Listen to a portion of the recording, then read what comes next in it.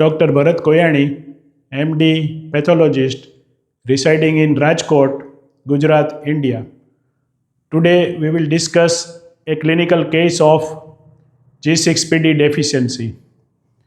A 25 years old male patient came in the laboratory. The clinical diagnosis was viral hepatitis. Patient was investigated. His total bilirubin was 41 milligram percent. Direct bilirubin was 40 milligram percent. Indirect bilirubin was 1 milligram percent. SGPT was 10,000 international units per liter. HbA1c was negative. The clinical condition could not explain very high direct bilirubin. So we suspected G6PD deficiency in this patient. An assay of G6PD was carried out and it confirmed the diagnosis of G6PD deficiency with viral hepatitis. Now, very high direct bilirubin can be explained in this condition. Any infection triggers the hemolysis in G6PD deficient patient, and this indirect bilirubin is converted into the direct bilirubin in the liver, but due to viral hepatitis there is a damming of this direct bilirubin and very high bilirubin is present in the blood. So this was a case of G6PD deficiency. Now G6PD deficiency is an X-linked condition. The male has only one X chromosome, so full-fledged disease is present in the male.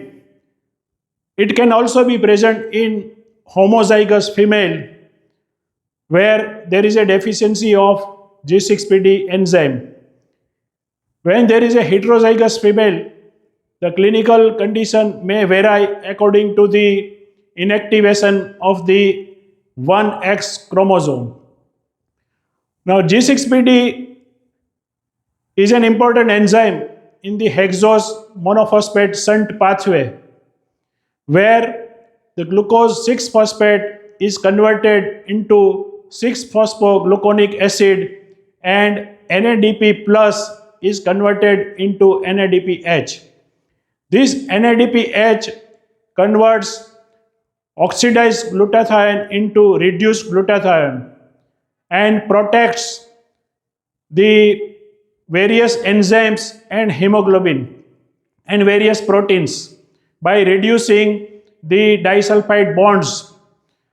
Whenever there is a deficiency of G6PD, there is less production of NADPH, which in turn causes the collection of various proteins, oxidized proteins, into the RBC and causes hemolysis. The hemolysis can produce more bilirubin. Now in our case, there was a viral hepatitis, so the bilirubin was converted into direct bilirubin. But when there is normal liver, the rise of bilirubin can also be direct bilirubin. Now there are various clinical conditions in G6PD deficient patients. One of them is neonatal jaundice.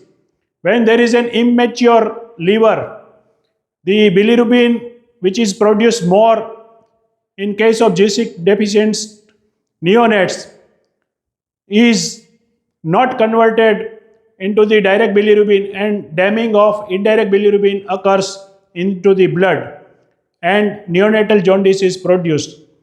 When the deficiency of G6PD is very severe, even in normal condition, there is chronic hemolysis, and this chronic hemolysis produces anemia and sometimes high bilirubin.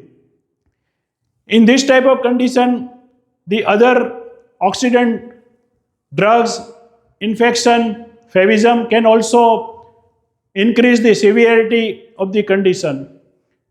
The other conditions where the persons are clinically totally normal, but when they take oxidant drugs, or there is an infection, or there is a favism, the hemolysis is triggered by these conditions, and there is acute hemolysis and anemia.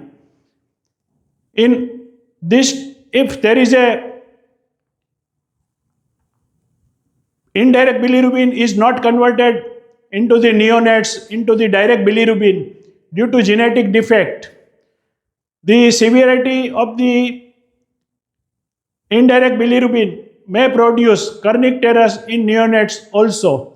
So, according to the severity of the clinical condition and variants of the G6PD, the WHO has grouped variants into the 5 classes.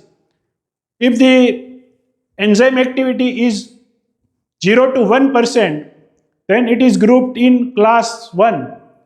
If the enzyme activity is 1 to 10%, it is classed as class 2. When the enzyme activity is between 10 to 60%, it is grouped in class 3. When enzyme activity is 60 to 150%, it is grouped as class 4. And if it is above 150%, then it is grouped as class 5.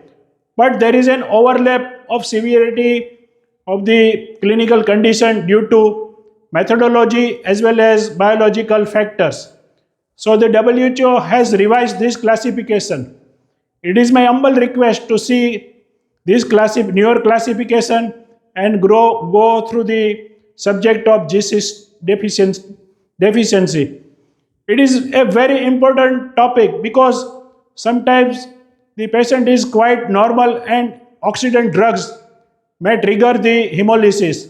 So we should keep in mind the clinical history is very, very important, and the patient, which drug patient has taken, can also give some hint for the diagnosis. So go through the subject of G6PD deficiency and keep in mind during the clinical practice, the G6PD deficiency is very common in certain communities in Gujarat. As for example, in Prajapati community, the deficiency is very high. So whenever we see our patient, keep in mind that it is not a rare condition in some of the communities. So this highlights some of the situations of G6PD deficiency. Thank you very much.